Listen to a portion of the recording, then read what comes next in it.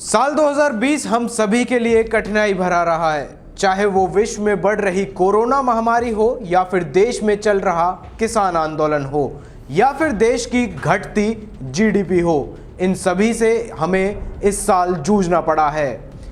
आज की रिपोर्ट में हम बात करेंगे हरियाणा राज्य की। आखिर आपके राज्य में क्या चल रहा है और इस नए वर्ष पर आपके राज्य को क्या कुछ नई सौगात मिलने वाली हैं। नमस्कार, मैं हूं विशाल कौशिक। आप देख रहे हैं न्यूज़ एनसीआर। जहां पूरे देश में किसान आंदोलन चलाया जा रहा है तो वहीं इसकी मार आमजन भी झेल रहा है। दिल्ली से सटा हुआ बहादुरगढ़ क्षेत्र, जो कि एक औद्योगिक नगरी भी है, जिसमें आमजन का उद्योग तो बंद है ही, तो वहीं ट्रांसपोर्ट नगर भी इसकी दोहरी मार झेल रहा है। तो वहीं हरियाणा में अब तक 10 नगर निगम हुआ करते थे, लेकिन बुधवार को हुई कैबिनेट बैठक में यह निर्णय लिया गया है कि अब 11 नगर निगम हरियाणा में होंगे। मानेसर से जुड़ते हुए 29 गांवों को नगर निगम में शामिल किया जाएगा। अब रैपिड रेल भी हरियाणा में दौड़ती नजर आएगी। दिल्ली से पानीपत तक के 103 किलोमीटर से भी लंबे इस कॉरिडोर में 17 स्टेशन होंगे, जिनमें से 10 स्टेशन हरियाणा में होंगे। बता दें कि मनोहर लाल खट्टर के साथ हुई बुधवार को कैबिनेट बैठक में 37 एजेंडों को रखा गया था, जिनमें से ये सभी फैसले आने वाले साल में आप सभी के लिए अहम होंगे।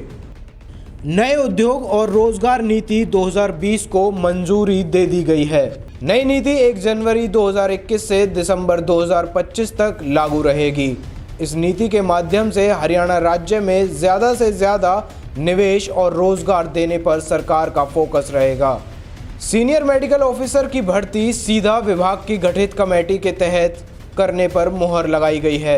इस फैसले के बाद 25% एसएमओ के पद भरे जा सकेंगे। अभी 116 पद खाली हैं। बिजली वितरण कंपनियों को 900 करोड़ रुपए की बैंक गारंटी की कैबिनेट ने मंजूरी दे दी है। हरियाणा योग परिषद का नाम बदलकर हरियाणा योग आयोग करने का निर्णय लिया गया है, जिससे कि प्रदेश के नागरिक अपनी जीवन शैली में सुधार कर सकें। पंचायतों के लिए बिजली पर पंचायत टैक्स 2% लगाने पर कैबिनेट ने मंजूरी दी है। इस फैसले के बाद पंचायतों को 100 से 125 करोड़ रुपए मिलेंगे। कृषि उपभोक्ताओं और कृषि से जुड़े उद्योगों पर यह टैक्स लागू नहीं होगा।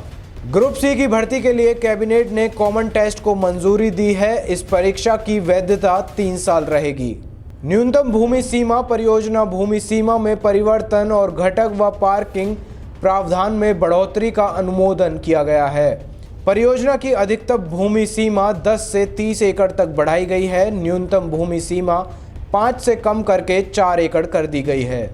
हरियाणा में बेरोजगारी की बात की जाए तो पूरे देश में हरियाणा बेरोजगारी में पहले नंबर पर आता है। हम उम्मीद करते हैं कि इस नए साल में यहाँ के युवाओं को रोजगार मिल सकेगा। इसके लिए भी कैबिनेट ने कुछ अहम कदम उठाए हैं।